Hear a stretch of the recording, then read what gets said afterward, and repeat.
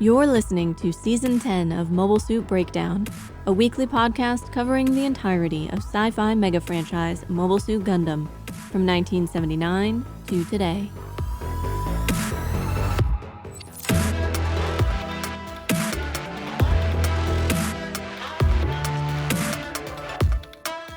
This is episode 10.33, Stella Maris, and we are your hosts. I'm Tom, and like the good people of Underhook, I feel ready to return to the sea. Let the waves embrace me. Sea cucumbers don't have anxiety. How would you know? Because I listen to them, Nina. Because I listen. And I'm Nina, new to Victory Gundam, and I got nothing this week, folks. I don't have much to say that other people aren't expressing more eloquently elsewhere, but if you feel sad, angry, frightened, worried, etc. this week, we're with you, and we are trying to process those feelings so we can get on with the business of living. If you're listening to this episode in the future, she's talking about the US election. We love you. We love that you're listening to this podcast. Love each other. Take care of each other. As some very wise men once said, be excellent to each other. Mobile Suit Breakdown is made possible by our noble and gallant paying subscribers. Thank you all, and special thanks to our newest patron, Anthony L.E. You keep us Genki. This week, Victory Episode 33, Umi ni sumu hitobito, or The People Who Dwell in the Sea. The episode was written by Sonoda Hideki and storyboarded by Nishimori Akira. The episode director was Takei Yoshiyuki, stepping up to episode director for the first time after 9 episodes as assistant episode director. Itakura Kazuhiro was in charge of the animation. Director Takei has a short but very impressive list of credits, starting with production assistant roles on City Hunter and Stardust Memory, then serving as episode, unit, or assistant director on G Gundam, Escaflowne, Wolf's Rain, Eureka 7, Cowboy Bebop, and Mob Psycho 100.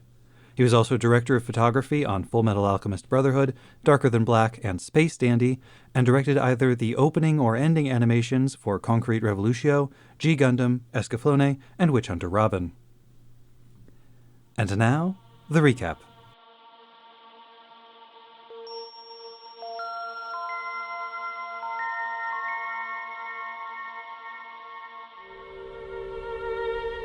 The Lean Horse Jr. and White Ark have chased the Motorrad fleet to the edge of Earth's atmosphere. As both forces prepare for re-entry, Katajina suggests a last-minute attack.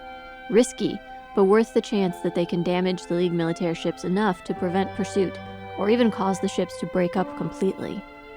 Despite the best efforts of both sides, neither ship takes lethal damage. As each team of mobile suits looks for its opening, Uso clashes with Katajina and continues to struggle with feelings of confusion and betrayal. How could she fight for Zanskar and defend the guillotine? Locked in hand-to-hand struggle, they are the last pilots to return to their ships. Uso is forced to cling to the outside of the Lean Horse, sheltering behind its shields. Katajina seems to have left it too late. Falling to Earth, her mobile suit flares red-orange and then winks out. On the surface, they fly over an ocean blanketed by thick fog. A dense layer of ship debris floats on the surface, but they can't be sure where it came from. Did the Adrastea break up on re-entry, or could this be camouflage? Some locals find Katajina's mobile suit floating nearby, the pilot herself unconscious. Needing to regroup and resupply before continuing their pursuit of the Motorrad fleet, Captain Gomez directs their ship to the nearby city of Underhook, a modern settlement built almost entirely underwater. While the others meet with a local contact, Shakti takes Karaman to look out one of the city's massive windows. It is like being at an aquarium, and he coos delightedly at the fish. Then a passing vehicle catches her eye. Is that Katajina on the flatbed? Worried about what might happen to Shakti if she's left alone, Uso runs up to her, but as soon as she mentions seeing Katajina, he sprints off after the truck. Shakti follows him to a pair of heavy, locked wooden doors. They are unmarked and do not budge in the face of Uso's pounding and yelling. The same local official who greeted them when they first arrived shows up and tries to drag Uso away when the doors swing open and they tumble inside. They've stumbled on some kind of church or temple devoted to Mariaism. Adherents in red coveralls and maroon hoods kneel around a dais, where a massive projection of Maria Pure Harmonia gives some kind of speech or sermon. The Marians recognized Katajina as a Zanskar pilot and sheltered her to further the spread of Mariaism through the Earth sphere. The local official was in cahoots with them, and when Katajina reveals Shakti's identity, the princess is captured and taken away by the whole cult. Uso reunites with Warren and Odello, but before they can do much searching, they are recalled to their mobile suits. A Dogorla, piloted by Lupe Chino, has attacked the Lean Horse, and the Adrastea has emerged from its hiding place on the ocean floor. The Dogorla swims circles around the boys' mobile suits, demonstrating its superior maneuverability underwater. Although the Lean Horse leaves port in an effort to minimize collateral damage, missiles from both sides strike underhook, causing catastrophic flooding. The Marians take Shakti and Katajina to a private vessel, escaping to the open ocean. Uso spots them but cannot rescue Shakti while fighting off the Dogorla. By the time he has destroyed the serpentine mobile armor, Lupe Chino has ejected to fight another day, and the Marians, Shakti, and Katajina have been retrieved by the Adrastea. The chase continues.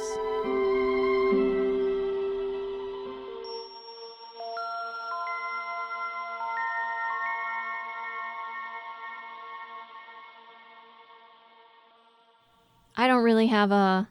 Well, I have a place I could potentially start, but it's kind of, I think, one of the deep conversations of the episode, and so I don't know if you want to kick off with it. Nina, it's an undersea city. All the conversations are deep. Ha ha ha ha ha ha ha ha ha. But go ahead, what is it? Let's dive in. Why is Uso so desperate to find and talk to Katajina? After everything that has happened, what is the point? And I have a number of theories about this, but over and over this episode, I just found myself thinking, why, Uso? Why? Because obviously him chasing after her in the first place when they find her in Underhook was a bad idea. Mm-hmm. I blamed him for impulsively herring off. You kind of blamed Shakti for even telling him that she saw Katajina. I mean, this is one of those situations where, like, yes, Uso is at fault. Uso shouldn't have done that. But anybody who knows Uso should have known that he was going to do that. Shakti should have known that he would do that. So I do believe there is blame to go around. As much as Uso might be the primary protagonist in this little tragic farce. Farcical tragedy, it's one or the other. And there were so many moments when they could have course corrected and didn't. Mm-hmm.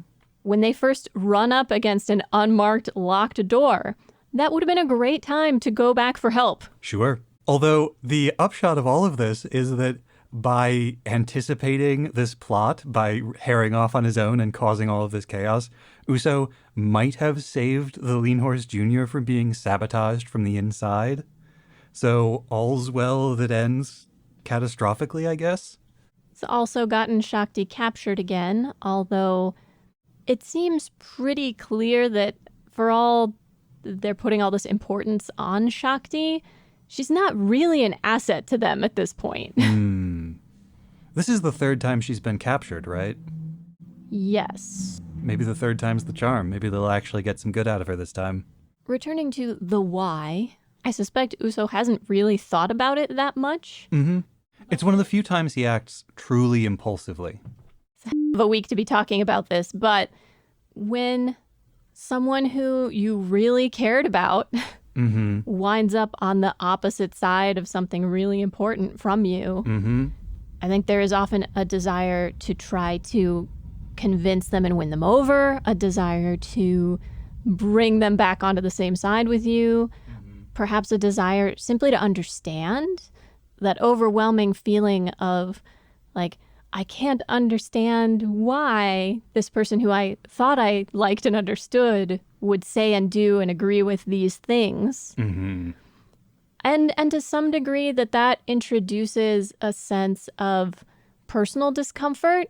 Like, if Katajina really is this person, why was I obsessed with her? Why did I love her so long? Why did I think she was so great? How could someone who I thought was so great do these things? That discomfort also works in the other direction, which is to say, You look at this person who you know and who you like or liked or thought you knew, and you think, well, how certain am I that I'm on the right side? And convincing that person to come back to your side is a way of reinforcing your own commitment, your own certainty that you have chosen correctly. This is like a classic Gundam archetype for the protagonist. Amuro had his relationship with Lala. Camille was immediately in love with and willing to sacrifice himself in order to save every young Titans new type girl he met. In Uso's case, because he's so young, and because the Zanskar pilots he's encountered other than Katajina have all been grown adults, there has been no one on the other side for him to really relate to.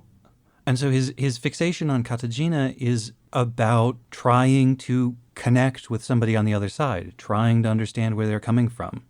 The major difference for me comparing this relationship to relationships from previous Gundam shows is that in previous Gundam shows, the villain girl was often not a true believer. Mm-hmm. She's almost made out to be a victim of the baddies just as much as any, civilian killed on the ground. Mm-hmm. Katajina is not that. No, she isn't. I think that makes it a really interesting dilemma for Uso. She's like Quess in that way. Quess also was seduced by the ideology. But in a sense, that still makes them victims of this seductive, toxic ideology, taking these people who don't really believe in anything, offering them something to believe in, and then using that to turn them into weapons. Their victimhood does not absolve them. No, of course not. Their victimhood does not absolve them of the many crimes they've committed. And that's kind of one of the big tensions in how we talk about war, how we talk about soldiers. You take a bunch of 18-year-olds and you give them lethal weapons and orders and send them out to go and do atrocities, and they are victims and perpetrators both.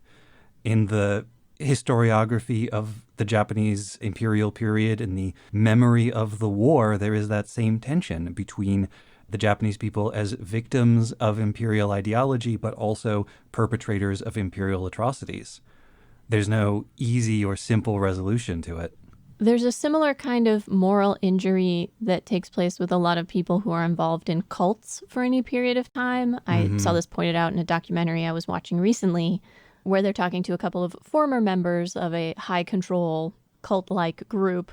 The way these organizations are structured basically demands that all of the members participate in whatever the abusive dynamic is. It makes them all part of it and complicit in it, which makes leaving that much harder. You not only have to admit to yourself that the group was unhealthy and bad, but that you did bad things to help them, that you caused harm as a member of the group. Dealing with that moral injury, dealing with how to come to terms with yourself for the bad things that you've done is really hard. Everyone shoots the chippy. That way we're all in it together. Ooh. It's an Archer reference, FYI. He's not actually talking about group murder. I am not surprised you brought up cults in this context, since there is one in this episode, the cult of Mariaism deep within Underhook. We learn for the first time that there is an undercurrent, if you will, of Mariaism lurking just beneath the surface, even on Earth. Katajina initially seems a bit suspicious of them. Well, because Katajina is a true believer, but ... being presented with all of these zealots kind of throws her for a loop, because she's a true believer in the political sense. She believes in the power of the Zanskar Empire.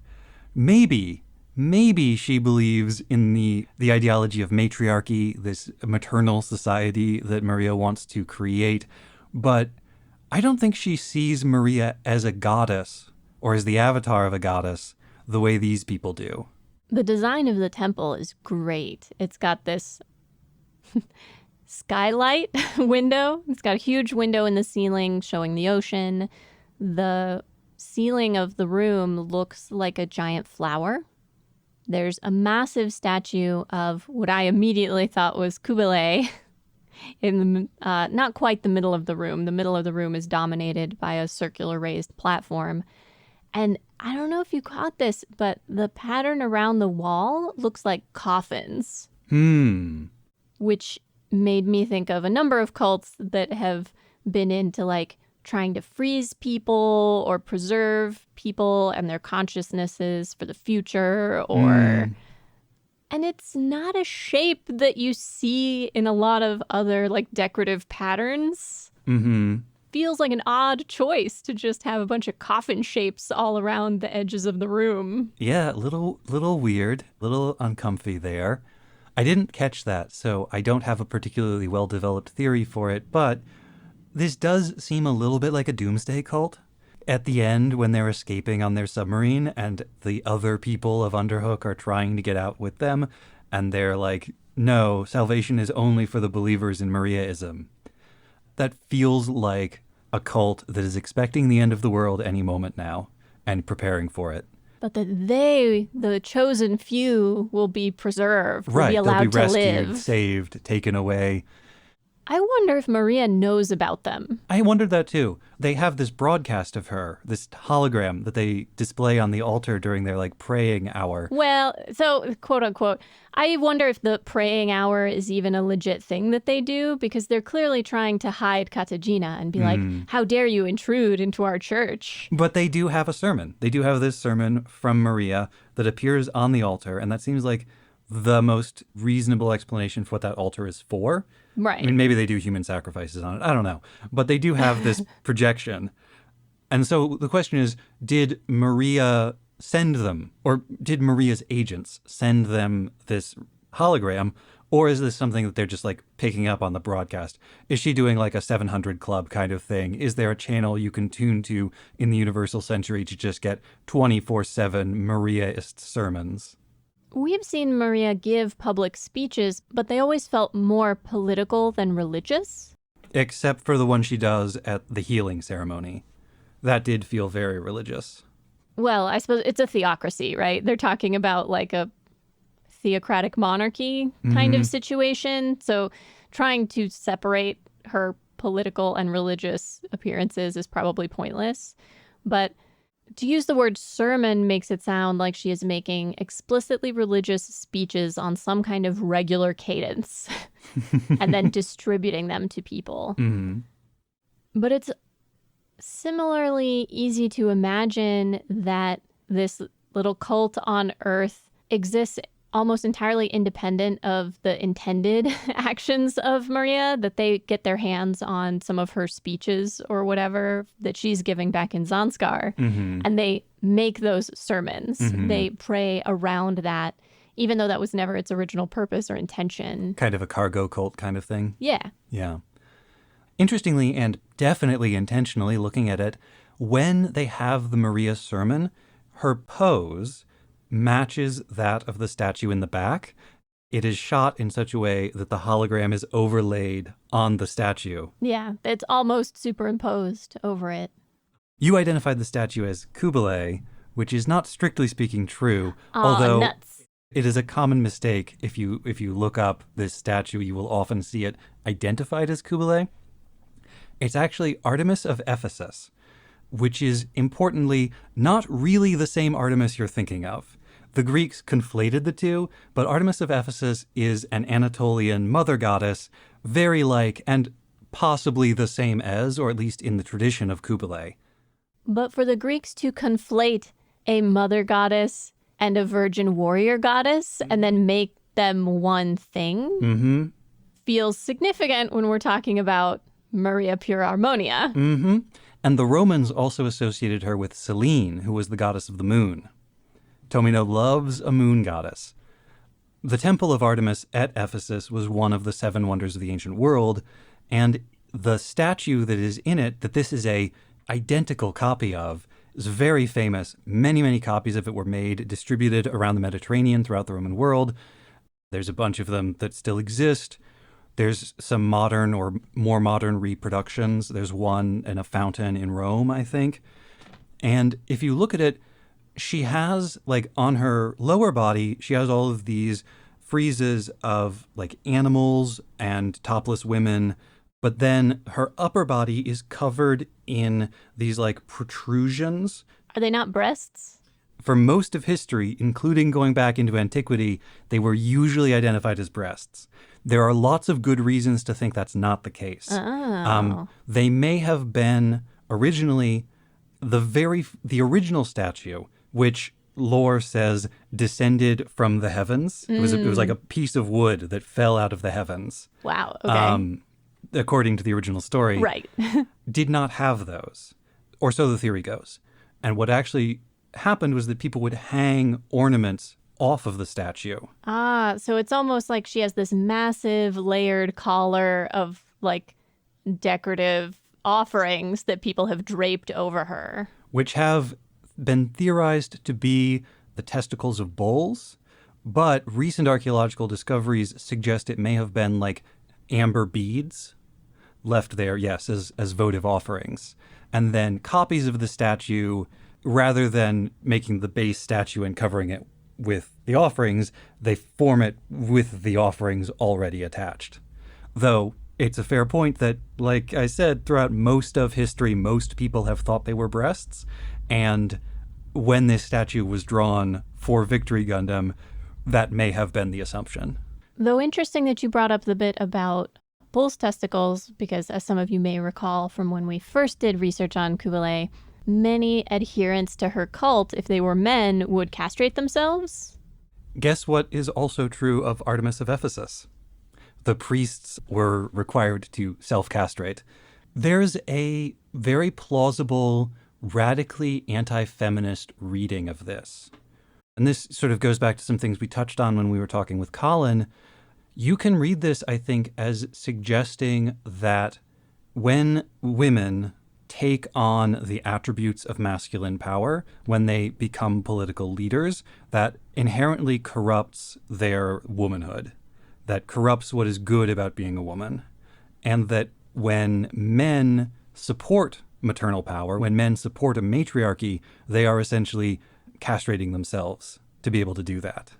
It's also just this gender essentialist notion that women are inherently loving and nonviolent and motherly, which is hilarious coming from Katajina, who like does not like babies and has no desire to mother anybody. Mm-hmm. But that somehow a society led by women won't have war. Mm-hmm.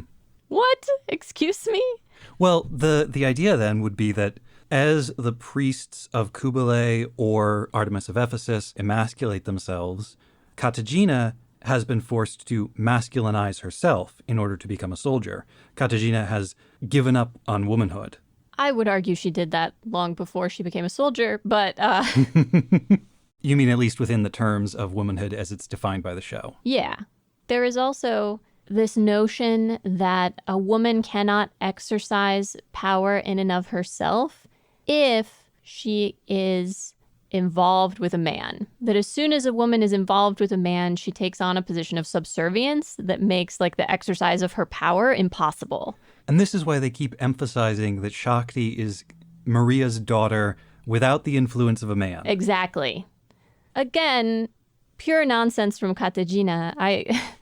I really wondered if something got lost in the subtitling of that line, and it is a bit confusing, but having listened to it over and over in the Japanese, she really is just saying that, like, Maria alone, by herself, through her feminine power, raised this child.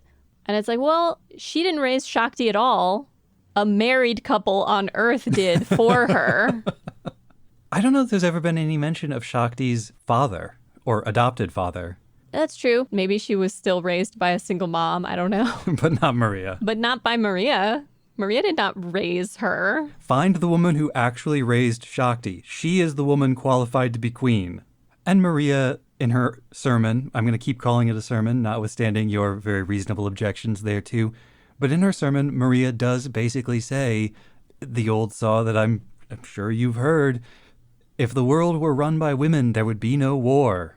All of this links back to something Katajina says to Uso during their first clash before they've descended to the planet, and that's, "You've become too strong to be cute." Because when Uso was a child, he had a place in this matriarchy that they're talking about.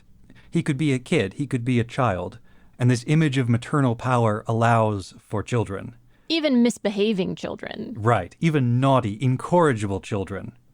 But he's gotten so strong that he's practically a man now. There's no role for men in this world that Katajina is imagining.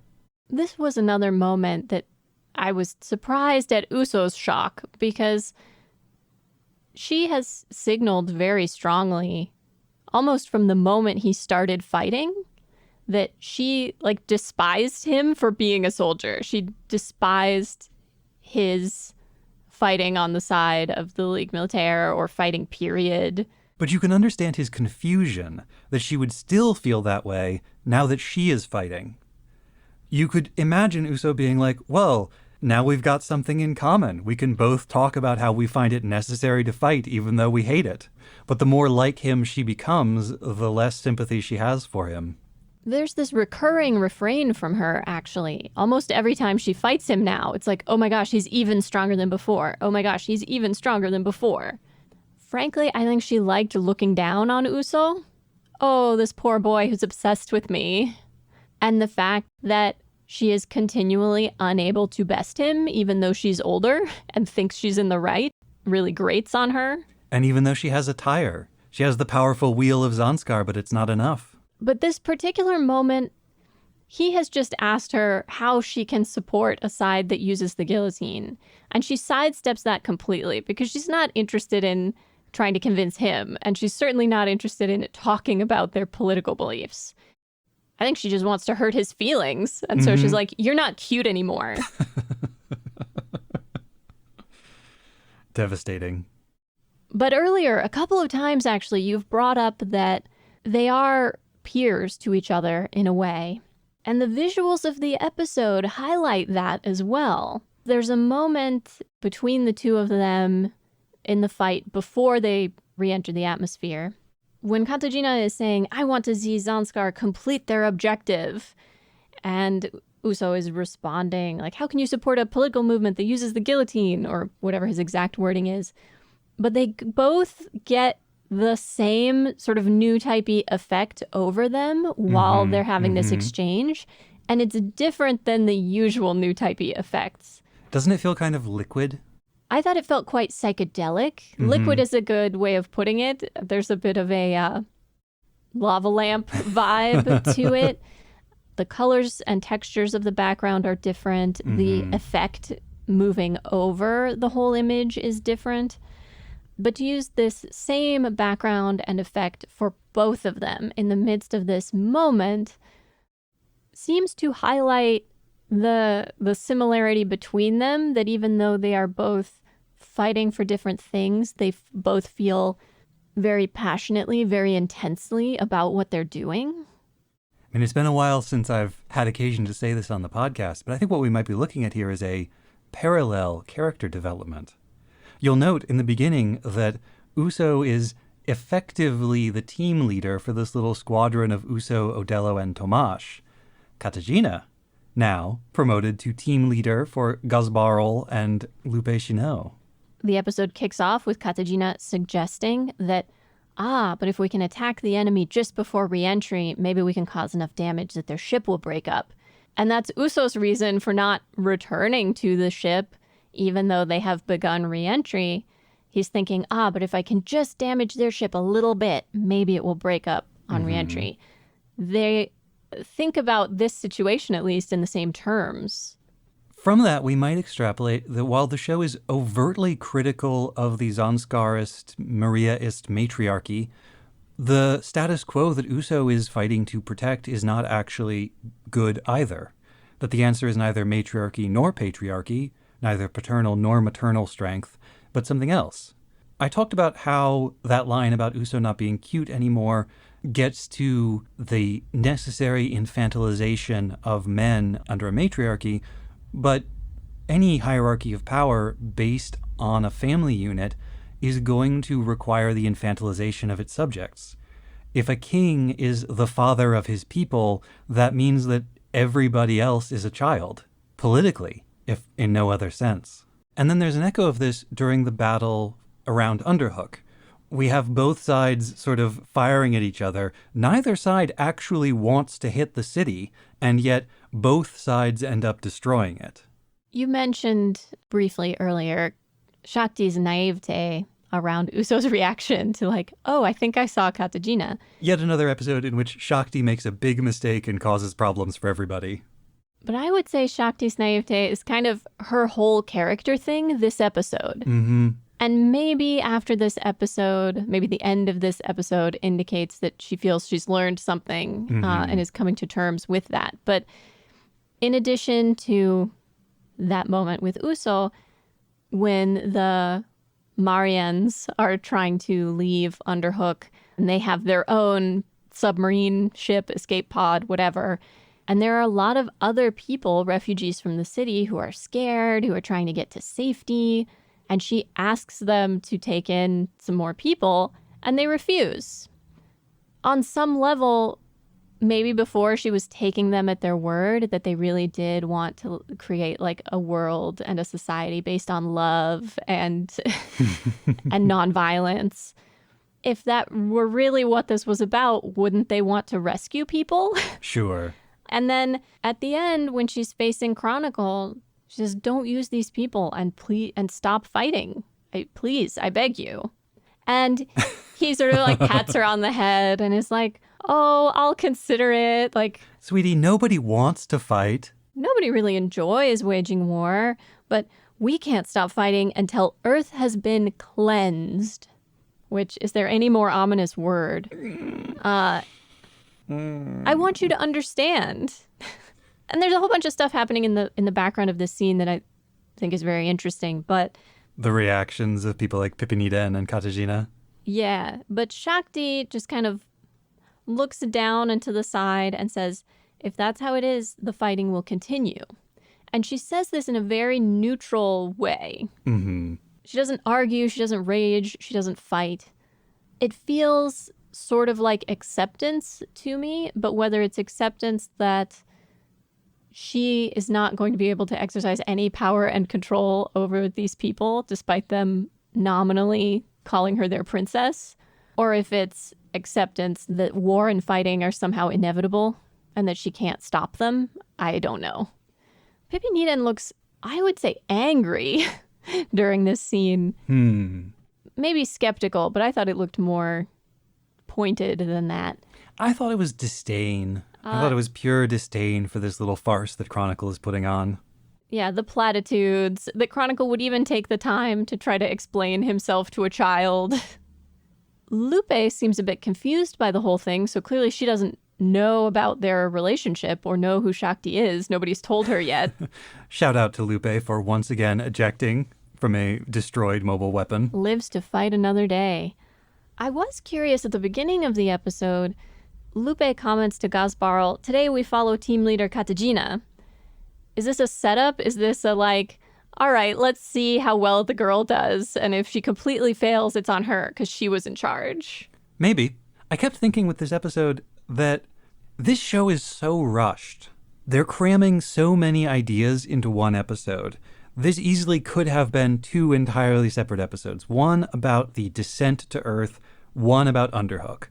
Underhook itself could have been multiple episodes. I think the city is very interesting. There are occasional hints that there's more to it.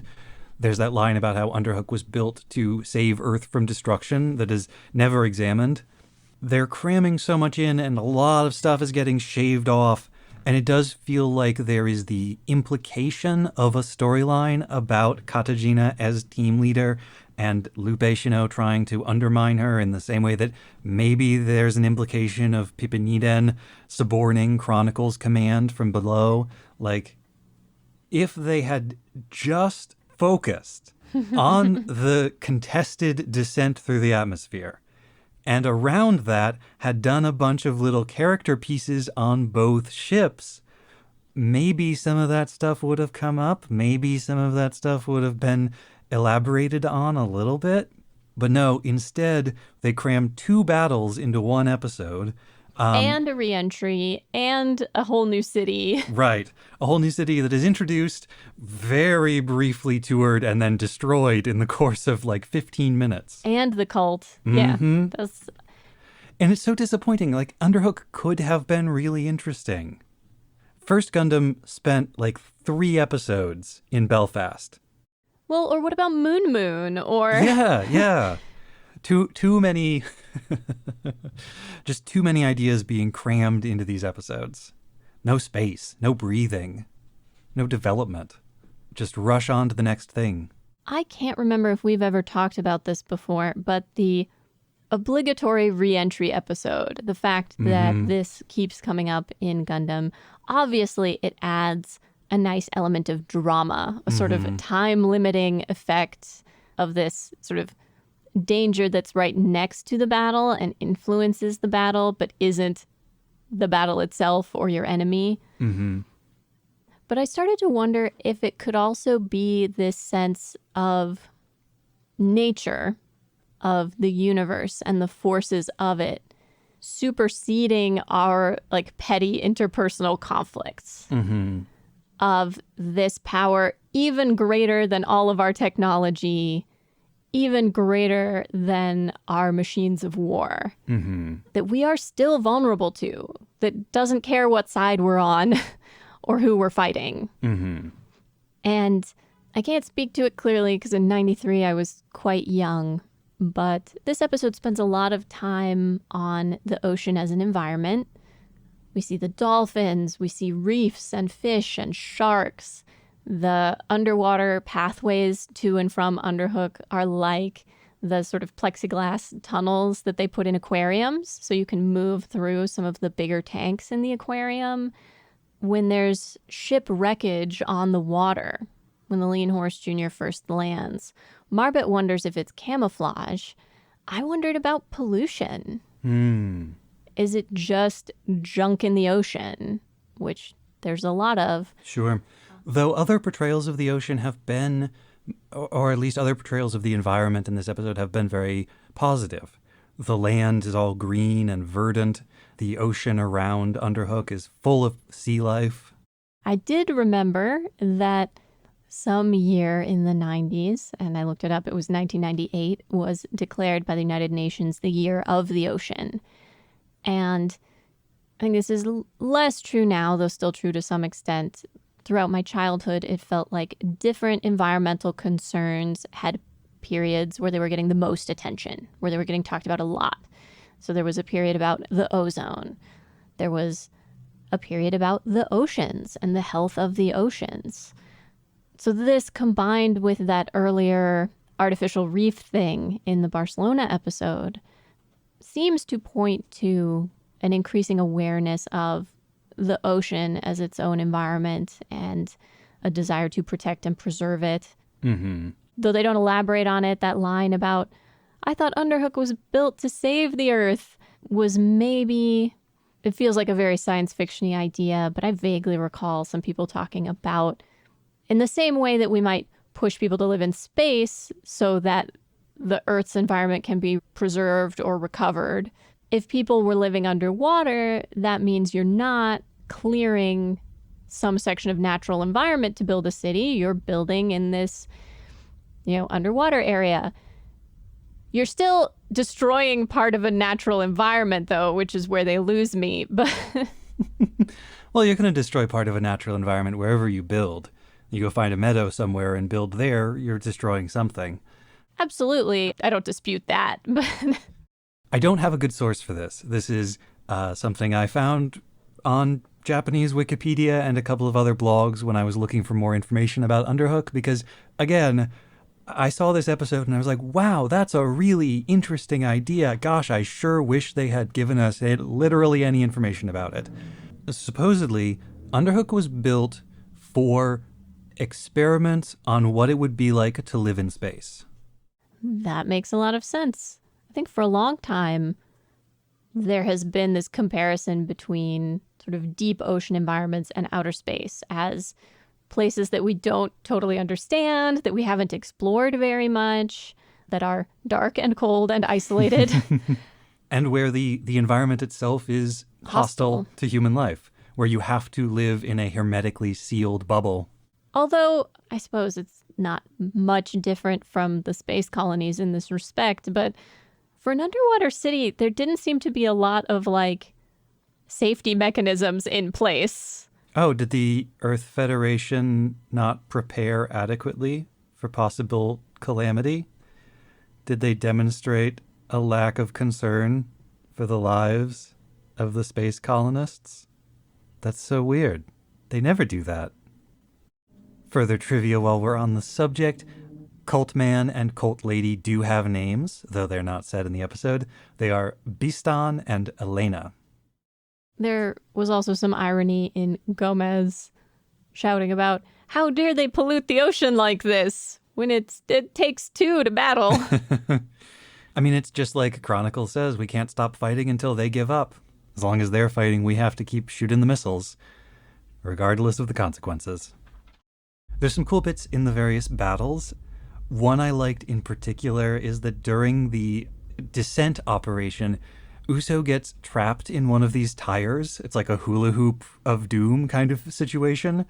And he's like being spun around in it, but then manages to reverse the spin or something with his Gundam and break the tire apart, which is then repeated when he's facing the Dogorla, because the Dogorla's tail segment can detach and become perhaps the mightiest tire yet. The Ouroboros of doom. But again, Uso is able to overpower it to defeat the spin and destroy it. There is a big section of that fight where Katajina is using the other half of her rad as like an attack yo-yo, which reminded me, at least in the US, there was a definite yo-yo fad at one point in the 90s.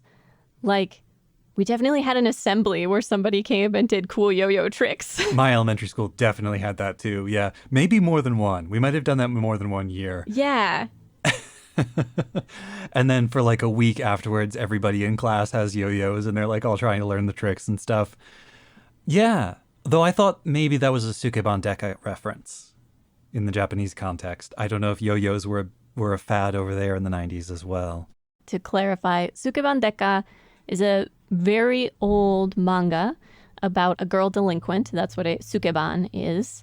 And one characteristic of the character is that she also plays around with a yo-yo a lot. Well, she wields it as a weapon, just like they do in this episode. People wouldn't need us to clarify that if they listened to our seasons about SD Gundam, though I am reliably informed that many people skip those. Also, I don't even remember what I talked about season to season. I almost don't remember episode to episode, so I don't expect them to. I love the Dogorla as a sea serpent. Yes.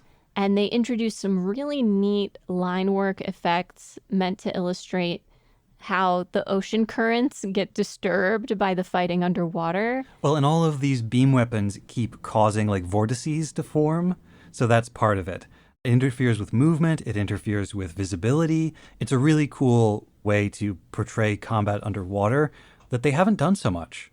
There was also a still that they pan over. It's a gorgeous painting when, towards the end of their fight, the Dogorla comes shooting out of the ocean, and the Victory is already in the air overhead, and the sky is all red and black like explosions. The Victory has its energy wings out as the Dogorla is shooting up towards it. And I got a really strong St. George slaying the dragon vibe. The Victory looking sort of angelic and posed with its saber ready to take out this evil serpent dragon thing coming out of the sea. It's a cool shot. We've talked a bit about the various backgrounds that we've seen in this episode. So this is probably a good moment to acknowledge that Ikeda Shigemi, the art director for Victory and a bunch of other Gundam shows, who is certainly one of the biggest contributors to the visual look of Gundam and the Gundam world, in my mind, probably up there with Tomino, Yasuhiko, and Okawara as one of the 4 or 5 people most responsible for Gundam as we have it today, passed away this past week. The very sad loss of a legend. Far too early. He was quite young when he passed away. That's a bit of a sad note to end on, but it wouldn't feel right to end this episode without acknowledging Ikeda and his incredible contributions to the franchise. Thank you for everything, Ikeda. Whatever criticisms we might have of Victory as a whole, the background art has always been impeccable.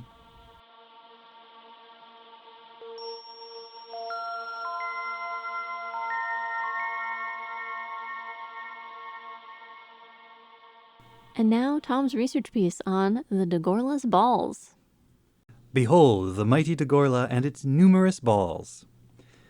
You don't need me to tell you that the new Bespa mobile armor is based on the image of a dragon, and particularly that variety of dragon which we might call an Asian or Eastern dragon, in order to distinguish it from the beefsome fire spewers now prevalent in Euro-American fantasy.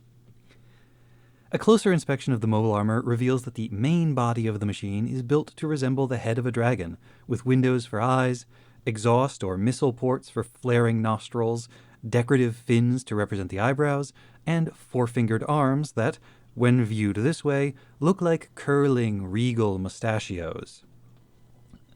The real arms of the Dragon Dagorla are the numerous pairs of 3 clawed appendages further down the segmented body, with a pair of arms appearing every 30 segments or so. Each claw grasps an orb, bright red when the Dagorla's body is green, and green when it's orange, and each orb conceals a powerful beam cannon. You have probably seen artwork depicting dragons with orbs, whether they're holding them, as is the case for the Dagorla, balancing the orb on their head or body, trying to eat it, fighting over it, pursuing it, whatever. The old flag of China under the Qing dynasty showed a sinuous mustachioed dragon pursuing a red orb. The flag of Bhutan today shows a dragon who, much like the Dagorla, clutches an orb in each of its 4 hands. You may have seen dragon with orb designs in sculpture, ancient or modern, or, like me, your first encounter with it might have been in the form of a pewter and glass miniature at a booth at the local Renaissance festival that also sold tarot cards, mystic incense, and powerful healing crystals capable of cleansing even the most rancid of auras. Of course, I guess it's also possible that you watched a show called Dragon Ball, which I have been reliably informed has something to do with dragons and their orbs. Anyway, the Dagorla has got some other dragon-type stuff going on, like those cloud-shaped dummy balloons it scatters or the fan-shaped structure at the terminus of its tail. Now that's all apparent right on the face of the beast, but I thought, hey, I've always taken these dragon orbs for granted, maybe I should look into them, find out what they're really all about. So I did that, and I very quickly realized that there isn't an answer. Sorry, I put the emphasis on the wrong word there. I meant to say that there isn't an answer. The motif of dragon with orb is so old, so widespread, and has been used in so many different contexts that it's impossible to attribute any one definitive meaning to it, kind of like the name Gundam for a mobile suit. Plus, then there are those beasties that leave you wondering, does that even count as a dragon? Is that thing meant to be an orb? So, I'm not going to worry too much about trying to be authoritative. Let's just talk about orbs and the dragons who love them. In Japan, the earliest depictions of dragons go back to the Yayoi period, around the 1st century AD, inspired, we assume, by imported Chinese myths. But it wasn't until centuries later that they started getting into cool orbs. In a 1991 article titled The Dragon and the Pearl, Helmut Nickel, curator emeritus at New York's Metropolitan Museum of Art, traced the history of the dragon with orb design back to the beginning of the Tang period in China, around 600 AD. The Tang were able to extend their power farther westward than any prior dynasty. Their conquests brought them nearly to the borders of Persia, and Nickel's article speculates that the Tang artists first encountered the dragon with orb motif among the tribes inhabiting the grasslands of the Central Asian steppe. The Romans had encountered these same steppe nomads, who they called Sarmatians, centuries earlier, and had adopted from them a kind of army standard which the Romans called a Draco. It's a metal dragon's head with a fabric windsock for a body. Air flowing through the dragon's mouth makes the windsock body undulate as though it's alive, snapping back and forth in the wind. And according to the soldier and historian Ammianus Marcellinus, the Draco was made to emit an angry hissing sound, like a monster roused in anger. Nickel then points to a motif that began appearing on Roman shields after their encounters with the Sarmatians, a motif that seems to depict a dragon pursuing a precious object, the boss of the shield, a crescent moon, a diamond, or an orb of gold or silver. The idea that the image of dragon and orb united in harmony comes from the horse riders of Central Asia may find some additional support in the flying horse with orb traditions in Tibet and Mongolia, where the wind horse is often shown bearing a precious jewel on its back. Or in the case of the Chinese dragon horse, which is more horse than dragon, but is said to have a magnificent pearl in its throat. The Tang were also big into horses. There's a distinctive style of jade horse carving that developed during the Tang period, and it's said that they believed horses were related to dragons. The Tang dynasty specialist Edward Schaefer called the horse, quote, a patrician animal, invested with sanctity by ancient tradition, endowed with prodigious qualities, and visibly stamped with the marks of his divine origin. And even before the Tang, the Han dynasty scholar Wang Fu wrote that the depiction of dragons came about through a combination of the body of a snake with the head of a horse. It's neat that there's this possible bridge linking the two main styles of dragon depiction, and it's a nice reminder that even ancient cultures were not nearly so siloed as we tend to assume. Like many middle schoolers today, the emperors of China adopted the dragon as their own symbol. Sitting on a dragon throne, wearing robes emblazoned with dragons, even calling themselves Sons of the Dragon, a tradition that began when a peasant-turned-emperor claimed to be the son of a human woman and a deadbeat dragon dad. It even became a crime to use the image of the dragon without imperial sanction. The Yuan emperors elaborated on the hierarchy of draconic depiction. Dragons with 5 claws were the most revered and were reserved for the exclusive use of the emperor. For the dragon was a bringer of rain to desperate crops, an emblem of divine favor, power, and wisdom, the avatar of good government. Across the sea in Japan, dragons were more closely associated with snakes, and with all aspects of the water cycle, oceans, lakes and rivers, rainfall, and thunder, associations they share with their South Asian cousins, the Naga. While there are countless local deities who take on the forms of dragons, Miyazaki Hayao made a whole movie about this, the most famous, nationally recognized dragons are the 8 dragon kings in their undersea palaces, although they are often sort of conflated into a single dragon king, Ryujin, also called the Dragon God. In the Handbook of Japanese Mythology, Michael Ashkenazi wrote that the dragon kings, rulers of snakes and dragons alike, are not all-powerful, but derive their magic from a ball, or pearl, which is capable of controlling desires. In this sense, the dragon with pearl motif is a subset of the larger tradition of depicting deities carrying a so-called wish-granting gem that is so prominent in Hindu, Buddhist, and Shinto art. The bodhisattva Avalokiteshvara carries a wish-granting gem, as does the god Vishnu. Likewise, Kishoten, the Shinto counterpart of the goddess Lakshmi, and Uka no Mitami, a kami of rice. But in folk dragon stories, the magical pearl is less a symbolic representation of the divine power to fulfill the desires of faithful worshippers, and more a literal magical artifact from which dragons derive their power. One such story, frequently repeated with different variations, begins with a terrible drought ravaging a remote town. A poor peasant who supported himself and his old mother by cutting wild meadow grass and selling it at market was forced to travel farther and farther from home, looking for fresh green grass, until at last it seemed there was none at all to find. As despair weighed down his spirit, he was surprised to spot a fat rabbit hopping up the side of a rocky hill. The peasant pursued the rabbit, and after wriggling through a narrow passage in the rocks, discovered a lush patch of grass growing out of the rocky soil. Marveling at his good fortune, he cut the miraculous grass and brought it back to town, where he sold it for enough coin that he could buy a little rice for his old mother. The following day he returned to the miraculous patch of grass, hoping to find some more nearby, and he was shocked to discover that all the grass cut the prior day had regrown overnight. Not one to look a gift dragon in its horse mouth, he cut the grass again, and again made the long journey back to town, carrying the fresh provender. And again on the third day, and the fourth, and so on. But eventually he came to resent the long and difficult trek to this miracle grass. If I plant some in the yard behind our house, he thought, I can harvest it with ease in the morning and enjoy my leisure the rest of the day. So he set to work digging up a small part of the patch to transplant. But as he dug, his trowel struck something hard, a large pearl buried under the grass. Delighted, he brought the pearl with him back to his house. After he had planted the miraculous grass in the backyard, he brought the pearl to his mother. Think what we could buy, he said, if we were to sell this. But his mother told him, it's such a beautiful thing, let's keep it, just a little while. We'll feel richer for having it than we would if we sold it. They placed the pearl in the empty bag they used to store rice, and went to sleep, dreaming of easier and happier days to come. But in the morning the grass cutter found that the grass he had planted in the yard was brown and withered as all the rest. So he made the long trek up into the hills and back to the original patch.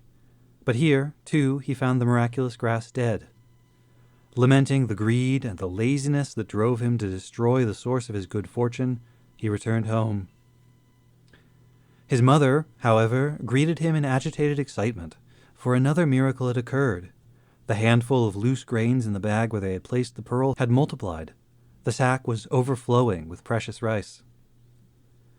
By now it seems the grass cutter had learned a lesson about greed, and so instead of hoarding or selling the rice, mother and son shared their new bounty with their hungry neighbors. Every day the sack would fill up again, and every day they would share it out. Before long, word spread, and the powers that be grew suspicious.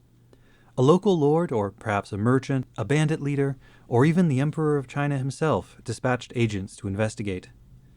It did not take them long to trace the source of endless rice to the poor grass cutter's hut.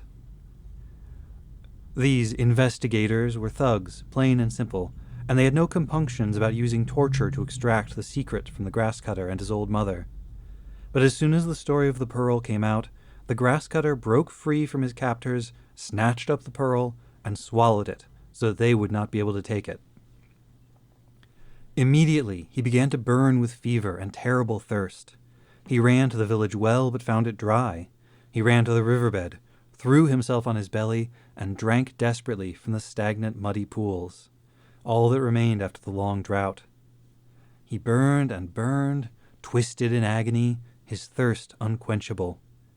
Then there was a clap of thunder, a flash of light, and when it faded, the grass cutter was gone. Above where he had been, a dragon soared among the clouds, and rain began to fall at last. In this story, the pearl is the dragon's soul, fully containing its divine power. But in others, the pearl is more incidental. It may be a magical bauble, an artifact with its own powers distinct from those of the dragon who wields it. In Japan, one of the best examples of this is the story of Hoori no Mikoto, great-grandson of the sun goddess Amaterasu and grandfather of Jimmu, first emperor of Japan. Hoori had an older brother, Hoderi, who happened to be a master fisherman. One day the two brothers traded fishhooks, and Hoori set out to prove his own skills. But the hook that had served his brother so well offered him nothing but trouble. He couldn't catch even a single fish, and even managed to lose the hook. Enraged, Hoderi demanded that Hoori return his fishhook. Since the original hook was now deep beneath the waves, Hoori melted down his own precious sword and offered the 500 fishhooks made from it to his brother. But Hoderi was unmoved. He wanted his hook back, not 500 other hooks, nor 1,000, nor any other number. So Hoori descended into the deeps in search of the lost hook. There he found the palace of the local dragon king, and decided to stay a while. Naturally, he fell for, wooed, and married the dragon king's beautiful and suspiciously human-looking daughter. After 3 years, Hoori began to feel homesick for dry land, so he went to the dragon king and begged permission to return. To this, his father-in-law answered, "Listen, kid, I like you. You make my little girl happy. but your brother seems like a real piece of work. So here's the deal. I'll give you back the hook you lost, and you should return it to him. But once you do, I'm going to put a curse on it. I'm going to curse the heck out of it. Whatever your brother does, you do the opposite. Everything he touches will go wrong, and you will prosper in everything you attempt. To which we can assume Hoori responded, cool. And then the Dragon King said, it is cool, but your brother may not see it that way. So I'm going to give you these 2 magical jewels. They have the power to control the waters. When your brother comes for you, and he will come for you, you can use the water-raising orb to drown that salty dweeb until he begs for mercy, like, stop drowning me. No, don't drown us. I'll do whatever you say. Then bam, you hit him with the water-lowering orb. To which Hoori probably responded, super cool. And then Hoori went home, and everything played out exactly as the Dragon King had predicted. Another account out of China says that dragons suck on pearls as a magical substitute for wine, and suggests that a human struggling with alcoholism should seek out a dragon pearl to ease their cravings. Sometimes the pearl is a perfectly literal and entirely mundane gem, valuable for its beauty and rarity like any other pearl, but with no special significance. These may form in the belly or the mouth of the dragon the same way a mundane pearl forms inside a mollusk, or they may be collected by the dragon as delightful trinkets. In one myth, a Tang emperor dispatched 3 priceless treasures to Japan to honor a recently deceased nobleman, the father of one of his favorite consorts. Among these treasures was a magnificent pearl, known as Menko Fuhai no Tama. But before it could arrive in Japan, the covetous Dragon King, Ryujin again, attacked the vessel and carried off the pearl. Lord Fujiwara no Fuhito, the intended recipient of the treasures, disguised himself as a commoner and journeyed down to the seaside near the site of the attack to search for the stolen jewel. Instead, he found a different kind of treasure, a pearl diver named Tamamo. He fell in love with the girl, they married, and had a son. Eventually, after some years together, Fuhito revealed his true identity and confided the nature of the quest that had brought him to this obscure fishing village to his wife. Hearing all of this, Tamamo, the diver, resolved to recover her husband's jewel from the greedy dragon. Down she dived, deeper than she had ever dived before, carrying her own sturdy knife. Her husband waited on the shore, holding the end of her lifeline. Down in the cold and the dark, down as deep as the Dragon King's undersea palace. There she found him dozing, clutching the pearl. Tamamo snatched the pearl away from him and began to swim for the surface with all the speed she could muster. But the Dragon King roused and dispatched his hordes. The armies of the deep chased after her. Sea creatures of every kind swarmed around the diver as her breath failed and the surface world seemed farther away than it ever had before. She took her knife and she cut a deep gouge into her own breast, pushing the jewel into the wound to keep it away from the swarming sea beasts. Her husband was left to reel in his love's body. After laying her to rest, he returned to the capital with their son and resumed his life among the nobles.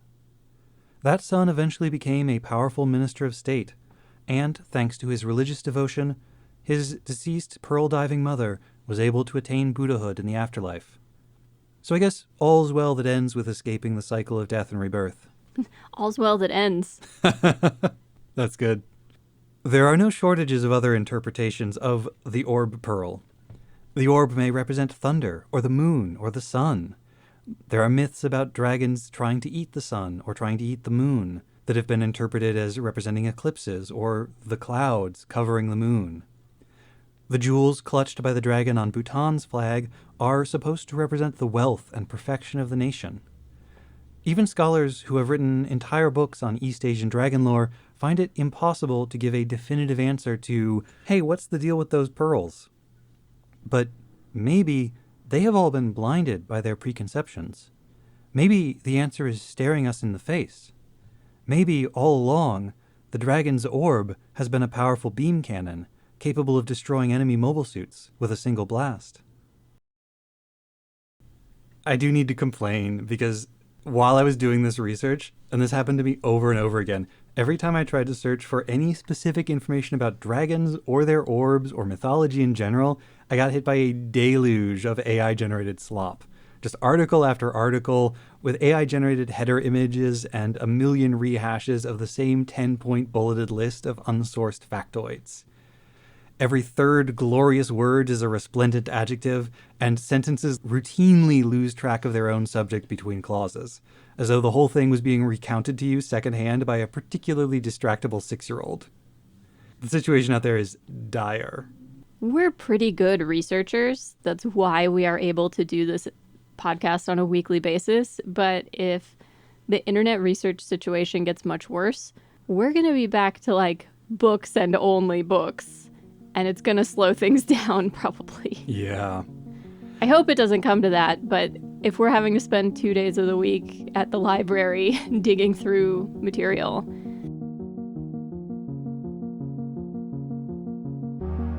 Next time on episode 10.34, No Good Choices, No Choices at All.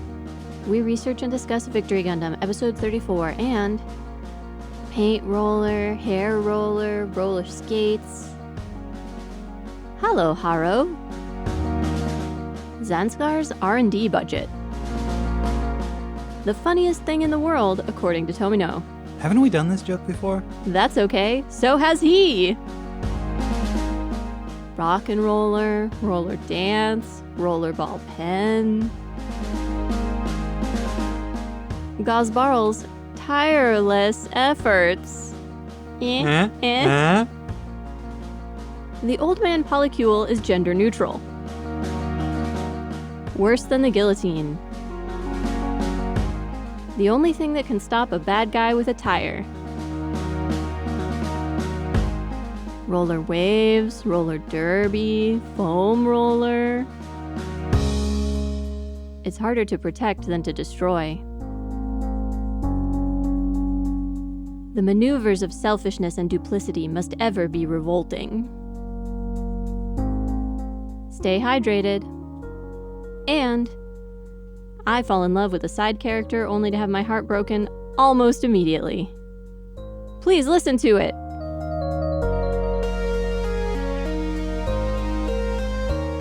Mobile Suit Breakdown is written, recorded, and produced by us, Tom and Nina, in scenic New York City, within the ancestral and unceded land of the Lenape people, and made possible by listeners like you. The opening track is Wasp by Misha Dioxin. The closing music is Long Way Home by Spinning Ratio. The recap music is Slow by Lloyd Rogers. You can find links to the sources for our research, the music used in the episode, additional information about the Lenape people, and more in the show notes on our website, GundamPodcast.com. If you'd like to get in touch with us, you can email hosts@GundamPodcast.com or look for links to our social media accounts on our website. And if you would like to support the show, please share us with your friends, leave a nice review wherever you listen to podcasts, or support us financially at GundamPodcast.com/Patreon. You can find links and more ways to help out at GundamPodcast.com/support. Thank you for listening. There are a lot of wrong Gundam opinions out there corrupting the fandom. Wrong opinions like, I'm getting really tired of this show just going around in circles, rolling out one episode after another, recirculating the same complaints about cycles of violence and oppression with a rotating cast of characters, but never getting around to a vision for revolution. I keep turning it over in my mind, and I just don't get what they're driving at. I see. Wheel puns. So initially, I definitely thought like, oh, I should have him re-record this because he said wheelie at the beginning, and he's going to be embarrassed that he said it like that.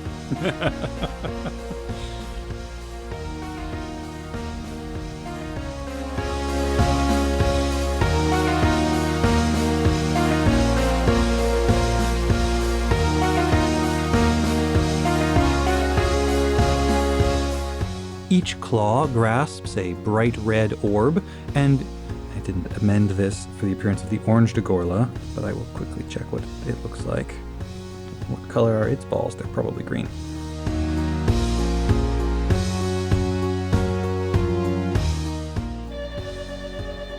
What the deuce?